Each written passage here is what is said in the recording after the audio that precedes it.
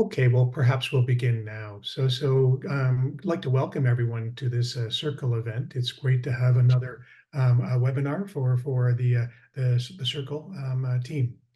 My name is Daniel Atlin. I'm actually a former vice president of the university, vice president external, and in my job, actually, I had the great pleasure of actually being one of the proponents and driving forces for the creation of Circle as well. Before I begin, I just want to do a quick land acknowledgement. I think it's relevant to wherever we are, and I think it's also relevant to India as well. We recognize that the gathering place where we are today and where we work, learn, and live is home to many past, present, and future First Nations, Inuit, and Métis people. Our acknowledgement of the land is our declaration of our collective responsibility to this place and the people's histories, rights, and presence. It's wonderful again to have you all join us here for this Circle webinar. Circle was established in February 2020 at the University of Guelph, and it stands for the Canada-India Research Centre for Learning and Engagement. And Circle aims to be the interdisciplinary nucleus in Canada for cutting-edge research on India, Indian diaspora, to showcase, advocate, catalyze, and foster an equitable, respectful, and sustained exchange of knowledge between Canadian and Indian scholars on complex and emerging and unexplored topics related to sustainability and social and economic well-being. You can find more information on the website, which I'm sure you know, but that's how you probably found out about the webinar as well. It's also quite active on social media, on Twitter and Instagram, so I encourage you to follow them as well. And also join as a Circle member, and that way you will be on a mailing list and be able to get caught up to date on all the events and ways to participate as well. So very happy today to be able to introduce the webinar for today, which is entitled Strategies for Scaling Impact. It's lessons from Indian nonprofit organizations. And I know the presenter quite well. I actually introduced her to Circle. Her name is Aparna Bhasin as well. Now, Aparna lives and works in Mumbai. In 2015, she founded a social impact consulting firm that provides strategic consulting and coaching services to social purposes organizations with the goal of amplifying their impact. She uses a blend of consulting and coaching, working closely with partners to understand their challenges and build customized solutions. Her practice uses an evidence-based approach, which stems from her experience in both research and direct practice. When I was first made aware of this, the work of Aparna, I thought it was a wonderful topic for a Circle webinar. And I'll just briefly describe actually, what her paper was focused on. Her focus is on scaling, actually, on scaling for impact, especially with Indian nonprofit organizations. Scaling what works has increasingly become a catchphrase in nonprofit ecosystem. However, scaling what works does not necessarily scale the results of an innovation, requiring us to shift focus instead to scaling impact. Aparna's dissertation aims to identify strategies that nonprofit organizations in India can employ to successfully scale their impact. Aparna took a case study approach that was built on the research of Moore, Riddell, and Boschiano's multi-dimensional framework of scaling impact for systemic change. And what you'll hear today is the results of that study and Aparna's dissertation, and her case study on 5 diverse organizations working across different themes and geographies in India. The findings present strategies that can be adopted from organizations to facilitate scaling impact and cut across all 3 dimensions of scale. And a structure, how to better frame an organization's scale journey also emerges from this research. So before I turn the chair and the mic over to Aparna, I just want to provide a little bit about the ground rules and logistics. So what I'd like to ask people to do, as they have done so far, which is actually to remain off camera and muted during the presentation by Aparna. And I would then ask that we will then turn to the Q&A after about 20 minutes. And if you have a question, then you can either wave your hand or you can wave your virtual hand. You can go on camera and wave your hand or wave a virtual hand. And I will then endeavor to ask you to mention your question in the order of which you've raised your hands. Ask you as well to keep your comments as brief as possible so we can have more time for interaction. Now, this event is being recorded with the intention to make it available on the Circle website. And with that, and with no formal ado, I would turn it over to Aparna Bhasin, please, for your presentation. Thank you so much, Daniel. Good morning for you and good evening for me to everybody. I'm just going to share my screen. Can you see that okay? Yeah. All right. Great. So I'm just going to get started and jump in. The research that I'm presenting was actually part of my master's dissertation, which is where I met Daniel. And I had a hard time kind of finding the right direction for my research. And the way that I got there was actually, a moment that I was working. And I want to start with that story. So I was traveling to Rajasthan at the beginning of last year, so February of 2023, and I was working in the district of Dungarpur in Rajasthan. I'm not sure if you're familiar with the district, but it has the label of one of the most backward districts of the country, and it has a largely tribal population. And I was there on a research project with an organization that was looking to work towards greater social inclusion for persons with disabilities. In the course of research, I was working with sort of local researchers and building capacity. And one of the pieces was doing an exercise of shadowing an interview. And we went to the house of a young lady who must have been about 18 or 19 years old. As we got to her house, we learned fairly quickly that she had no language that she could use. So essentially, she had a hearing impairment, but also hadn't learned to sign. And so her parents sort of shared with us that they haven't found a way to communicate with her beyond sort of a few actions and nods and sounds that they kind of relate from. We sat down with the parents since we weren't able to actively communicate with her, and we learned that they tried to send her to school when she was quite young, but after sort of a few years, she dropped out.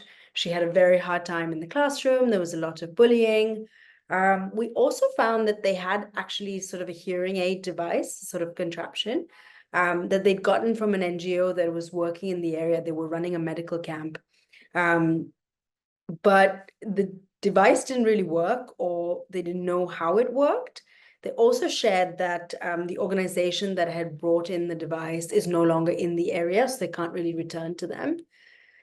And then the father shared that, it's really hard for him to make ends meet in the house. He's multiple children and, a lot of other sort of interconnected issues that he was facing, but that his priority was really to try and get his daughter married because he worried that he wouldn't be able to care for her forever.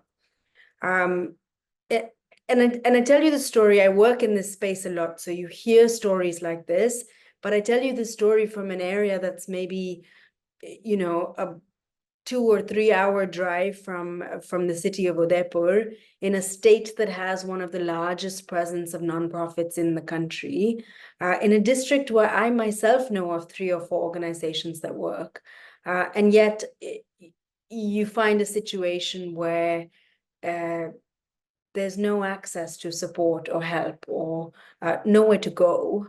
And that's sort of a strong indication of all the work that we're doing, all the development efforts are just, they're not quite enough. And that's really where my research started, was kind of feeling like something needs to change.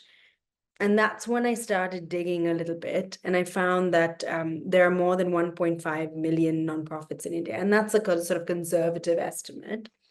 And they work across the country, and that state of Rajasthan actually has one of the largest numbers or largest proportions.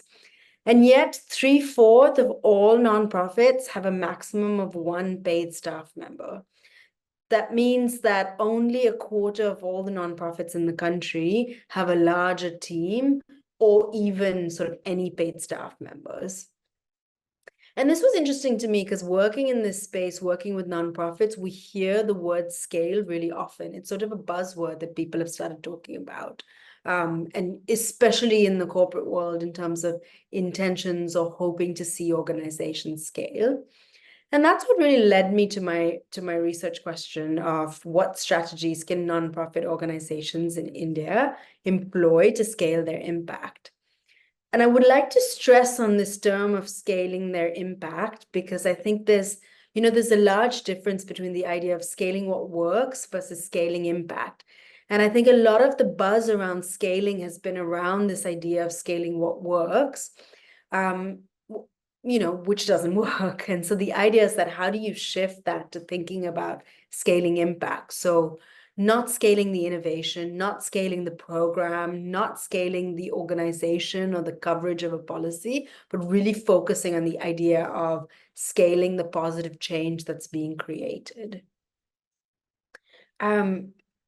And I based the kind of research that I was doing in the framework of scale that looks at 3 different ways of scale. And this was important to me because again, when we talk about scale, especially in India, a lot of people think of sort of the corporate model of scaling, where you're replicating the idea out to multiple geographies. And thinking about it, there had to be different ways to approaching scale when you bring it to the nonprofit world, because the goals are different.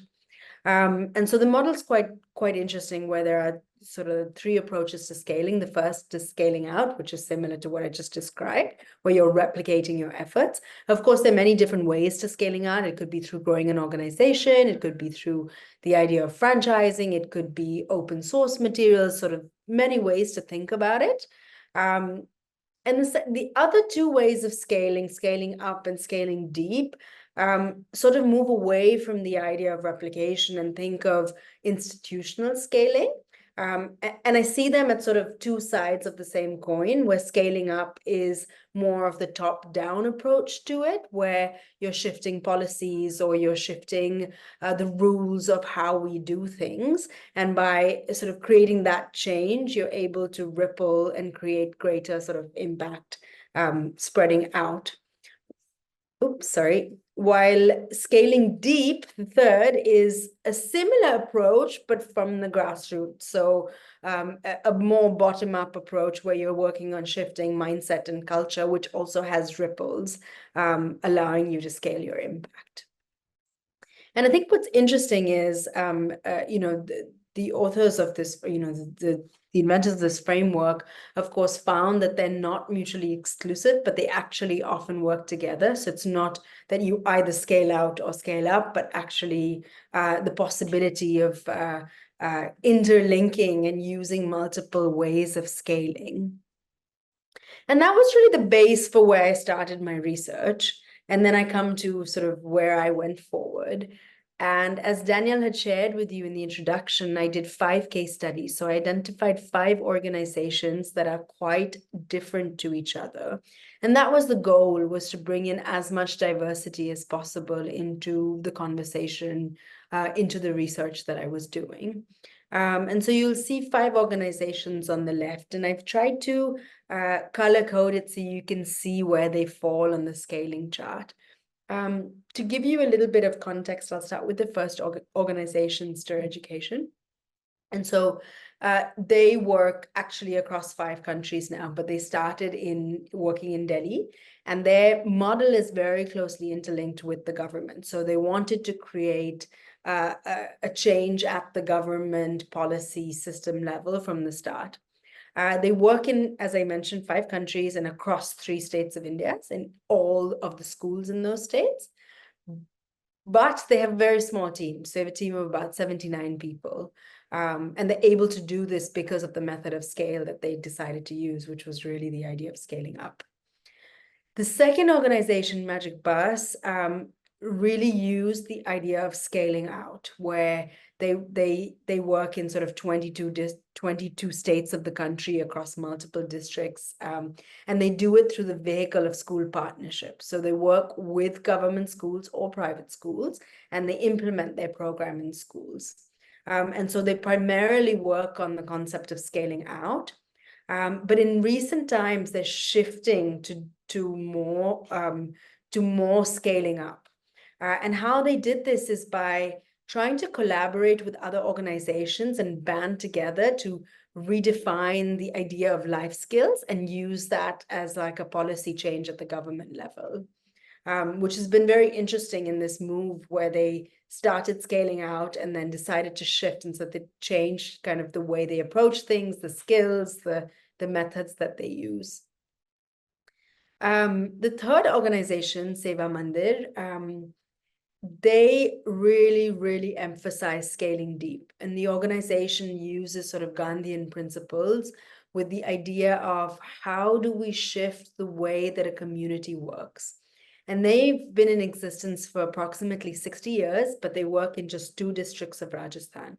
And their goal is to think about how do you focus on building more just and equitable societies by shifting the conversation and the way that people interact with each other. They also did a lot of work on the commons and on governing the commons.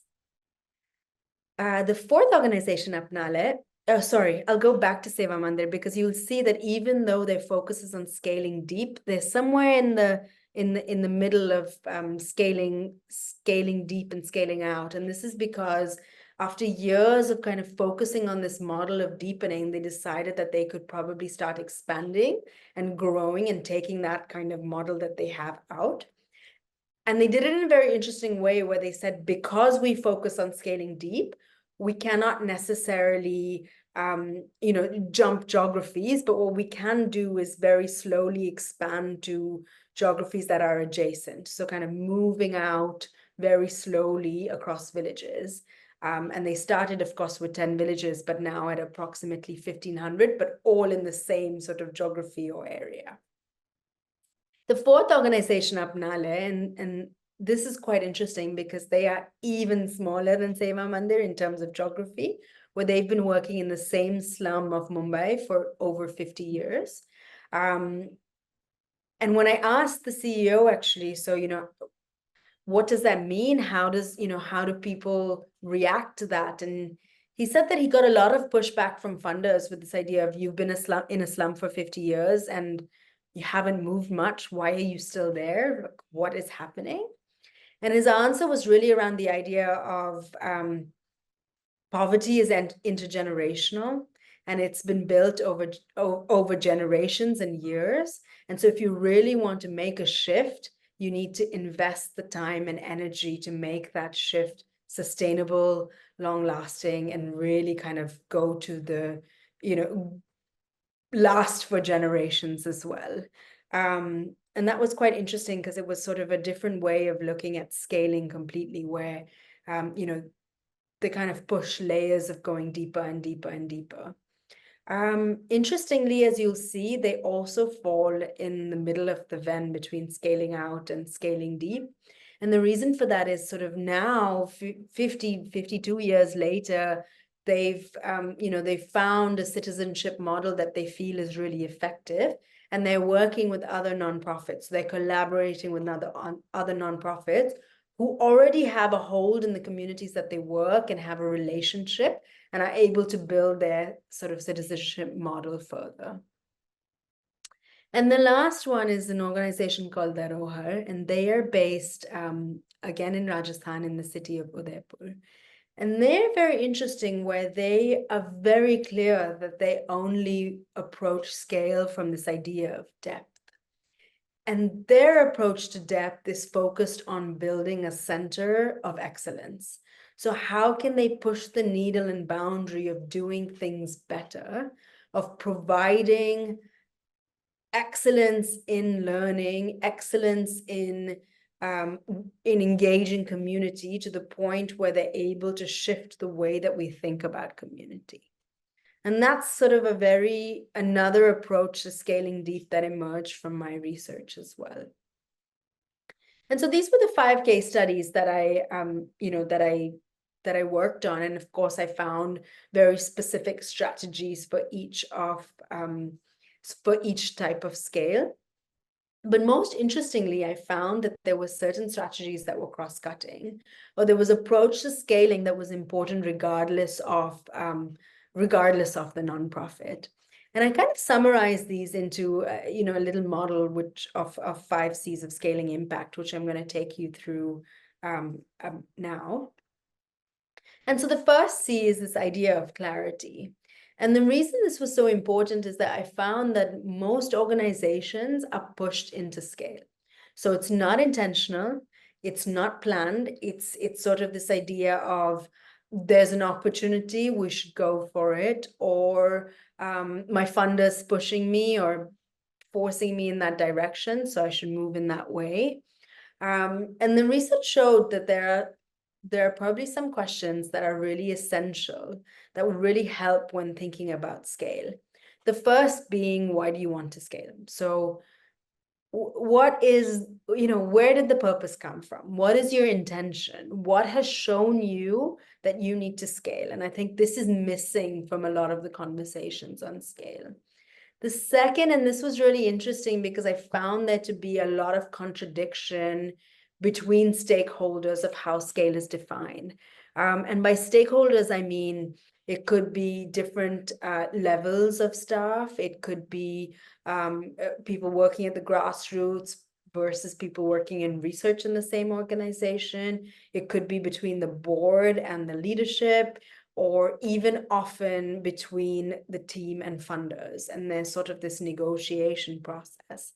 And I think that's important then to kind of think of not just how do you define scale, but how are all of your stakeholders thinking of scale as well. The third one, which is very interesting, is it borrows from Donella Meadows' Places to Intervene in a System, which is the idea of, how do you aim to impact the system? So your program or your intervention, how is it operating? And I think that in itself lends itself to thinking about scale quite a lot. So for example, if you are working on shifting paradigms, which is the bottom end of scaling, you probably need to be thinking about scaling deep. Whereas if you are sort of providing a service or trying to shift a policy, you probably would look at a different way to scale. And I think there's an interaction between the two of thinking about where in the system you intervene and then going back to the model and saying, well, what type of scale would best align to that intervention? And for me, this is really the starting point of saying we need to build a more intentional strategy for scale. Which brings me to the second, which is this idea of no matter how you want to scale, no matter which method or direction you're going to choose, you really need a huge amount of fuel. You really need to have the capacity to scale. And when I talk about capacity, I think it's both financial and human resources. And I think that's where the clarity comes in, because the financial and human resources that you need to scale really differ based on your approach to scale. So I think starting with what are the resources that you need to scale? What type of funding best aligns to your approach? So for example, in India, you see this huge move to the corporate social responsibility world. And that's sort of a system that's quite short term. It's year on year. It looks it looks at immediate results, really focused on outputs.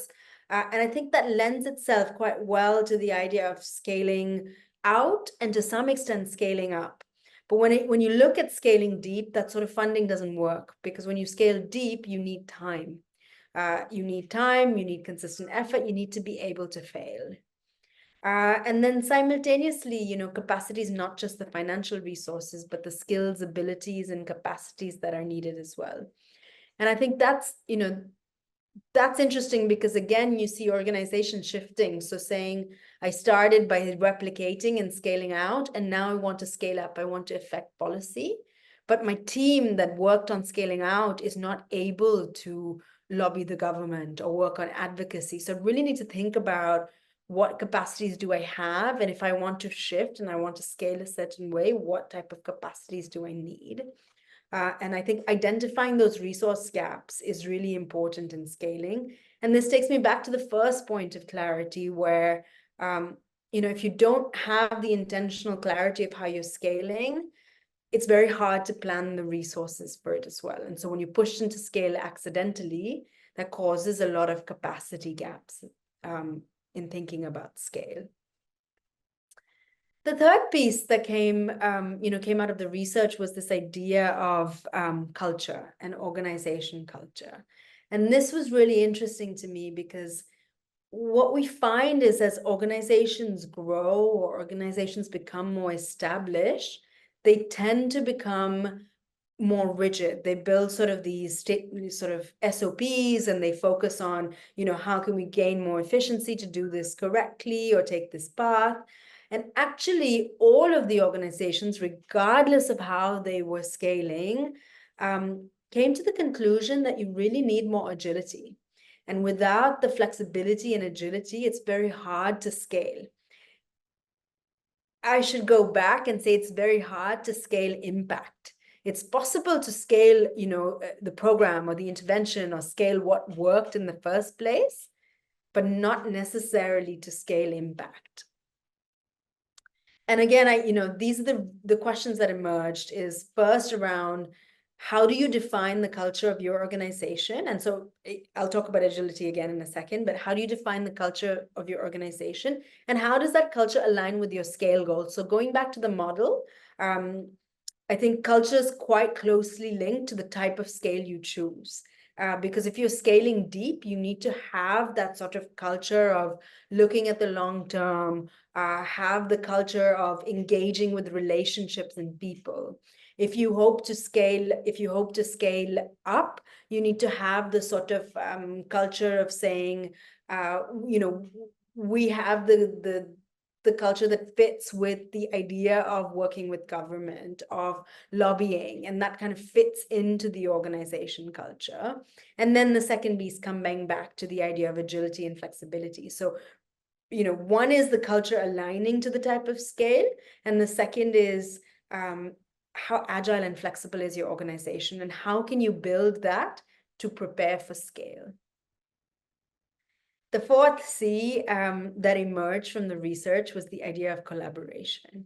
And I really like this quote because I think it's so true. In such a diverse country, you cannot do everything by yourself, regardless of who you are as an organization. And again, I think it came down to the idea of, success and scaling comes from collaboration, but also the right type of collaboration. So I think starting with who are all the different stakeholders in your system, but also who might you collaborate with. So I'll give you the example of one of the organizations who were looking at scaling out. They really looked at, they actually started working in communities, and they found that that was not a model that they were able to scale, because every time they entered a new community, they had to create a new collaborative relationship. And they switched instead to working with schools, because it was the idea of, if I collaborate with the government school system, I can partner with multiple schools, and I can build that collaboration quite quickly to scale out. Versus if you're scaling up, we had this lesson of, scaling up, of course, you want to work with, you want to work at the policy level, at the higher level of government. And we found organizations started off by saying, okay, we're going to work at the state level, say we're going to work with the state level of government. But what they found is, to actually effectively scale up, you need to partner with different levels of government. So you need to be collaborating with the state level, but also the district level and the block level, so that the scale up process actually moves smoothly. And I think the other thing that we learned is it's easy to talk about collaboration, but in reality, it's very difficult for organizations to collaborate, even in a space like the nonprofit world where, where your goals might be aligned. And I think that's an important mindset piece that I learned from the organizations I interviewed, was thinking about how collaborative is your organization, how strong is the ability of your organization to collaborate, and how can you better prepare. So I think looking at things like going back to culture and mindset, but also what systems in place do you have for it? How does your funding allow for it? Things like that. And that brings me to the final C of community. And I think this really reiterates my starting point of scaling impact and not scaling what works. And I think what I learned again is, regardless of how you want to scale, you need to think about how the community features in your scale goals. So if you are scaling out, that means you are maybe moving to multiple geographies, you still need to contextualize what you're doing, because the community still needs to feature in what you're doing. Or if you're scaling deep, the community has to lie at the center, because if you really want to shift culture and mindsets, you cannot go in without understanding the community. There's not going to be an acceptance. And the third piece, in terms of scaling up, I think that's one where it's quite easy to lose sight of what's happening on the ground. So, how does your policy match up with the ground reality and what you wanted to actually achieve in terms of the impact that you wanted to create? And I think that was one of the learnings from the organizations that, that I interviewed, is how they all focused on understanding, measuring, assessing their impact, and sort of regularly reviewing and publishing it to make sure that they're scaling impact and not just scaling. Make sure they're focusing on outcomes and not just the sort of outputs or results of their intervention. I'm sorry, I'm going to pull it all together to show you the 5 C's. And I think the idea was that the research showed that if you want to think about scale, it's an iterative process, and there's sort of a back and forth of thinking of these different elements. And it was really interesting to me, because the 5 organizations that I interviewed and worked with, they were so diverse and they looked at things so differently. And yet they were able to all focus on these 5 elements in the process of scale. And I think that was a really interesting learning for me. Just briefly to kind of talk through where I'm going from this before I hand over to Daniel and we sort of move into questions. I think one of my big learnings was the 3 different modes of scaling require very different things from organization. And that's the kind of direction of research that I'm taking at the moment. So I'm working with one of the organizations to really understand, study further the idea of scaling deep and build on that. So we're working on a deeper case study on scaling deep, if you please. And then on the other side, I've started the process of coaching organizations through scale. So, how do we have that conversation to make things a lot more intentional? Yeah, thank you for listening to me speak at you for the last 25 minutes. And I'll hand over to Daniel so we can have more of a conversation and questions from here.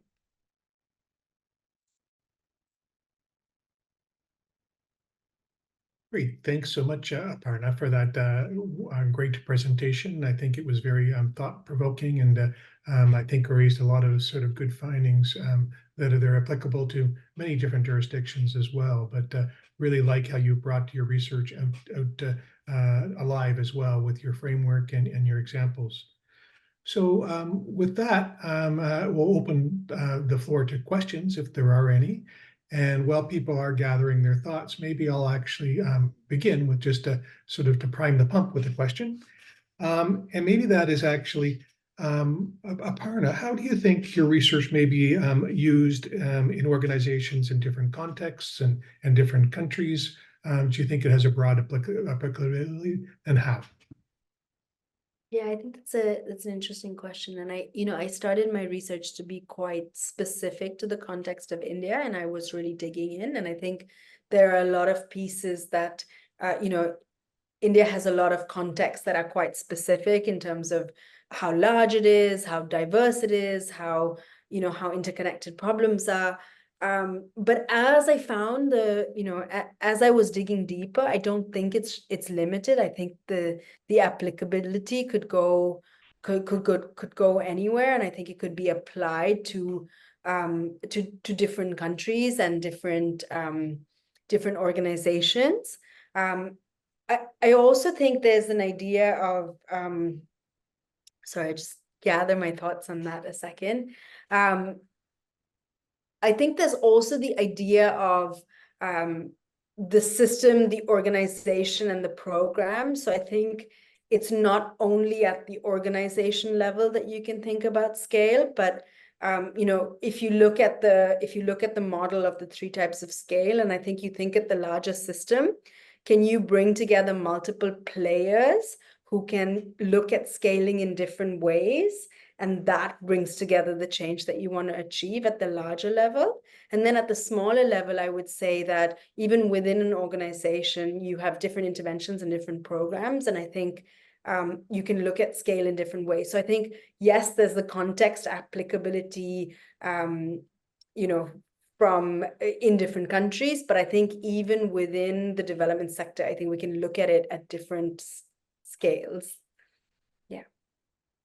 Well, thanks so much for that. I'm working with a nonprofit right now, and I can see actually this framework being very applicable to their context, of course, with some tweaks, but very, I think, illuminative. So thanks so much. A question from Andrea. Andrea, please. Yeah, hi there. Thanks for the presentation, Aparna. And my kind of question / comment follows nicely from Daniel's in the sense asking about how this could be applied to different contexts. And in fact, I've spent the past kind of 2-3 years work at the tail end now of a research project that is looking at Canada's NGO sector, specifically looking at small and medium NGOs. And last year we published a paper on exactly this question, like what are the growth aspirations of Canada's NGO sector and like the development NGO sector, but like really focused on not the like on the grassroots ones, right? Like the small ones, right? And I'm happy to provide the link to that paper if it's of interest in the chat. But one of our big takeaways, and kind of like the punchline of the paper is that, small NGOs, when they think about scaling up, it's about doing more of the same thing, right? Like that's what it's about. It's about doing more of the same thing. So I can also see how disaggregating these different models of scaling can be very, very helpful. But kind of lining up our findings with what you're talking about, to me, the model that probably is it scaling deep, right? Or is it scaling down, right? Just doing more of the same thing. The other kind of thing that we found in the research that is a kind of constraint of the like the micro small organizations is that like that there's a certain at that size, like there are certain benefits to being small, right?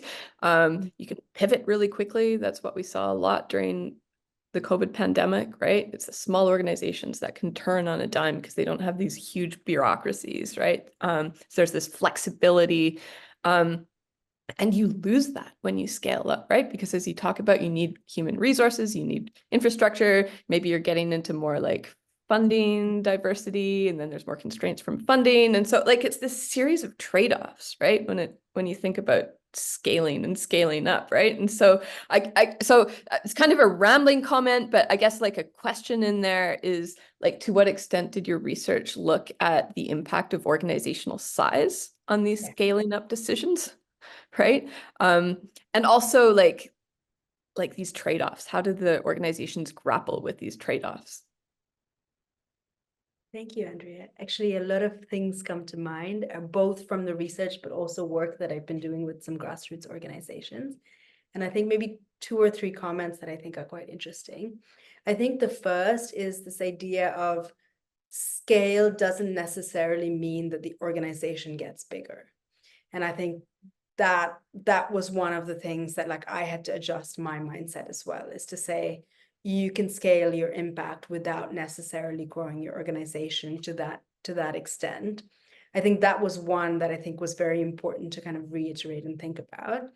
And the second one was like kind of the concept of what you're saying is, what do you lose? And I think that first question that I asked, that an organization turned around and said to me, is why are you scaling, right? Why have you got to the point of talking about scale? Is it that, you know, you've done everything you can where you are at? Is it that you do something really well? Is it that you want to grow your reputation? Is it, you know, what is it that's getting you to the point of scale? And I think that's the first conversation of saying, what does that, you know, what does that even mean? And that's sorry, I'm also rambling through it to kind of respond to you. But the third one was, and this was interesting as well, where scaling deep is not necessarily doing more of what you're already doing. It's saying what I'm already doing is taking me from here to here. But if I really want to deepen my impact, if I want to go to make this change long lasting, have more ripples, I need to do something else. And so it might not be replicating what I'm doing. It might be saying that I need to approach this from another lens. And I take the example of one of the organizations that I think does this really beautifully, where they've been working in communities for years with the idea of using sort of a constructivist approach, with the idea of saying we want to build like more just and equitable communities, and we do that through working on the commons. And they reached like a point where they couldn't go any further, and they said, okay, we need to take another in to approach the same thing. So they said, okay, let us now go into the early childhood education system and do the same thing, but the education system is just an in to creating that same sort of change of how the community is coming together. So I thought that was really interesting to say, you know, by doing the same thing further and further, are you really achieving more or not really? And another example, which I found really interesting, is this idea of pushing the boundary of excellence. So I'll take the example of working in disabilities, the organization that works in Mumbai in the slum. Today, we want to achieve this, but can we do so much better? And as an organization, rather than growing my size, can I push that boundary in terms of what is possible, and almost like a demonstration effect of what is possible? So I thought this was really interesting as a different way of looking at scale and what you want to achieve. And I think the challenge is that the world doesn't really recognize it as scale. So, you know, your funder is going to be like, okay, but, you know, do it in 10 more places and I'll give you more, you know. So how do we change that, the ecosystem of looking at what scale means as well? And thank you for the paper. I'll download it. But I'm not sure I really answered your question, but I think there's a lot more work on that. And the last one I would say is thinking about grassroots organizations.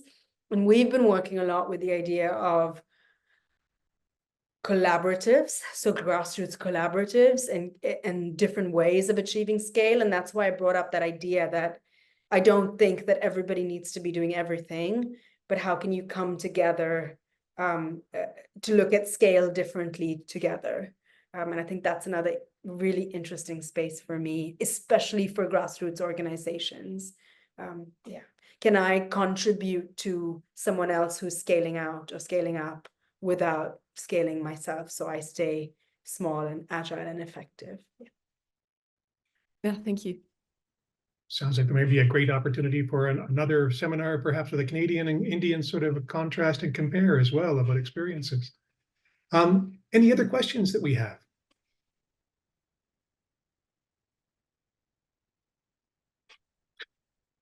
So perhaps, and I think you got into this a little bit, Aparna, but perhaps maybe I'll ask a question as well, as you could talk a little bit more about the limitations of the model and what you think need to be explored or perhaps developed further as you conduct more research.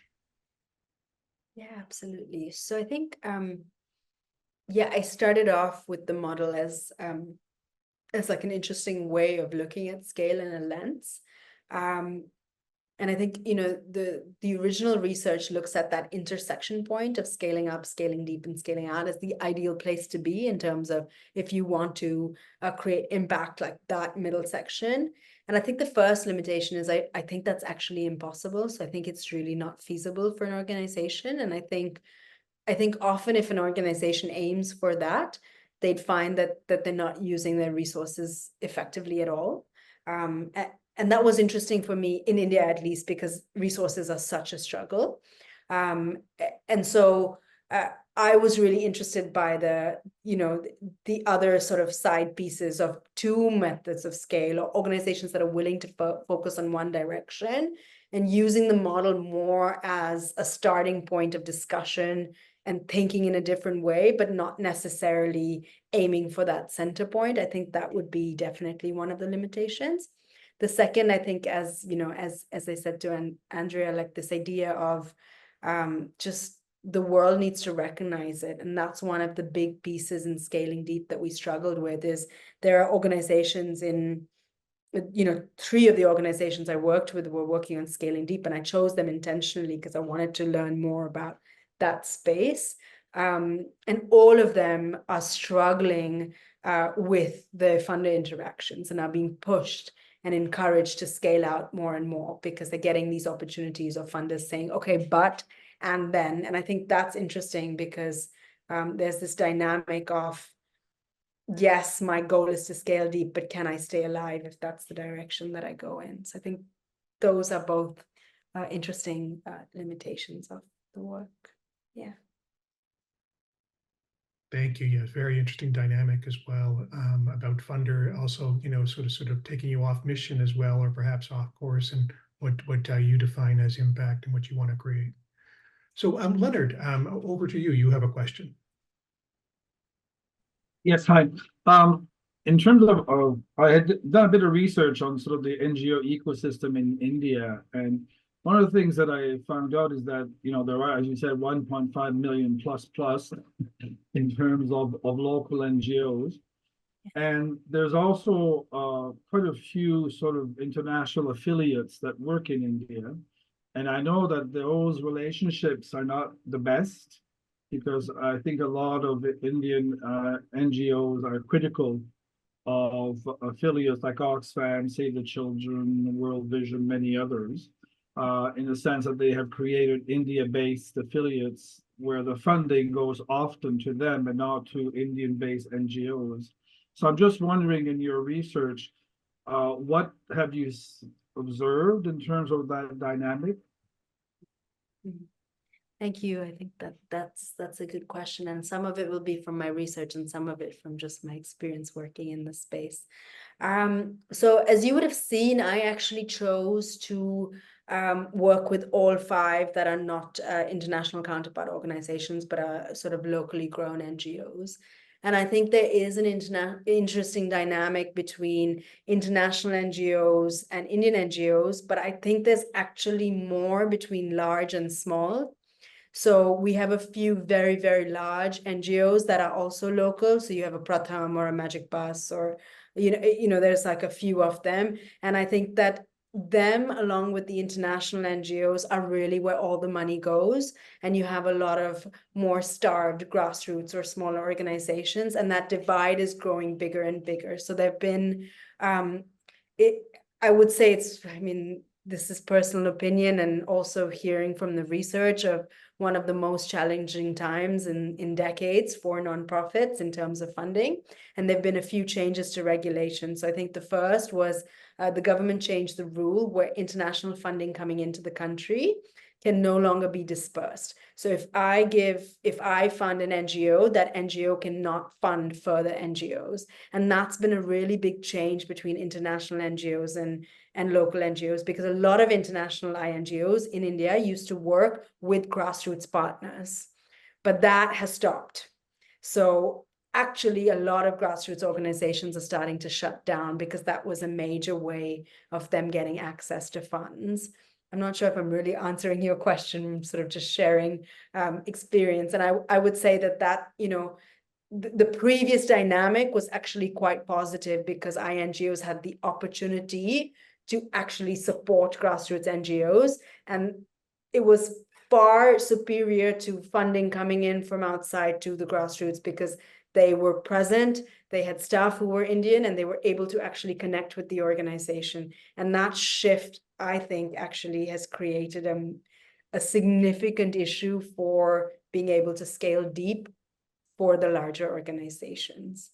I'm not sure if I fully answered your question, but I could No, have a very absolutely. No, I think it gives me some insight into the dynamic for sure. Thank you. Yeah. Great. So I think we have time for one more question, if there is one.